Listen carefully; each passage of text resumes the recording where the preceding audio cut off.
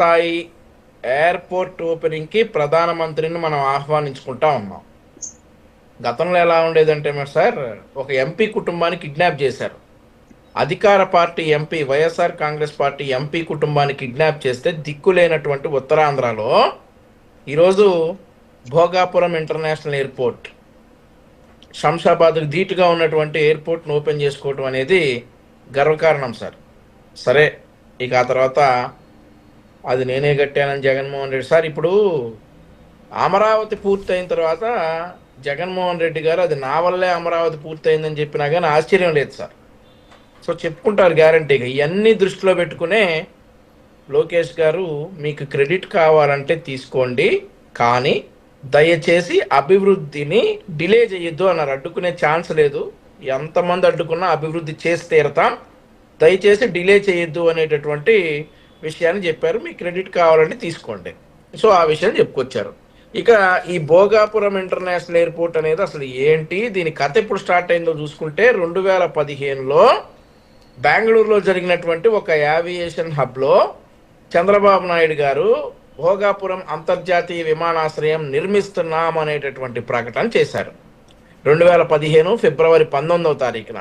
ఆ తర్వాత 2015 ఫిబ్రవరి 25న GO number 63 ద్వారా ఎయిర్పోర్ట్ నిర్మాణానికి ప్రత్యేక సంస్థను ఏర్పాటు చేసింది చంద్రబాబు నాయుడు గారు. ఆ తర్వాత అక్టోబర్ 7, 2025న జీవో నెంబర్ 20 జారీ చేసి చైర్మన్ సహా కీలక అధికారులను నియమించింది ఎయిర్పోర్ట్ అథారిటీ. ఈ ఎయిర్పోర్ట్ నిర్మించేటటువంటి కార్యక్రమానికి చంద్రబాబు నాయుడు గారు శ్రీకారం చుట్టారు.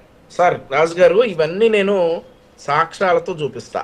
ఇందాక మధుసూదన్ రావు గారు అన్నట్టు 15,000 ఎకరాలు కాదు, నేను చెప్పే ప్రతి ఒక్క దానికి జీవోతో సహా సాక్ష్యాలన్నీ చూపిస్తా.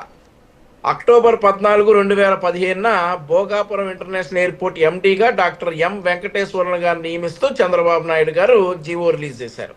ఆ తర్వాత భూసేకరణ కోసం అధికారులతో ప్రత్యేక బృందాన్ని ఏర్పాటు చేయడానికి జీవో నెంబర్ 254ను అక్టోబర్ 27న చంద్రబాబు నాయుడు గారు ఇచ్చినటువంటి సందర్భం. ఆ తర్వాత జనవరి 27, 2016న కేంద్ర ప్రభుత్వం సైట్ క్లియరెన్స్ ఇస్తూ అధికారిక లేఖ ఇచ్చింది. గుర్తుపెట్టుకోండి సార్, 27 జనవరి 2016న కేంద్ర ప్రభుత్వం సైట్ క్లియరెన్స్ ఇస్తూ అధికారిక లేఖ ఇచ్చింది.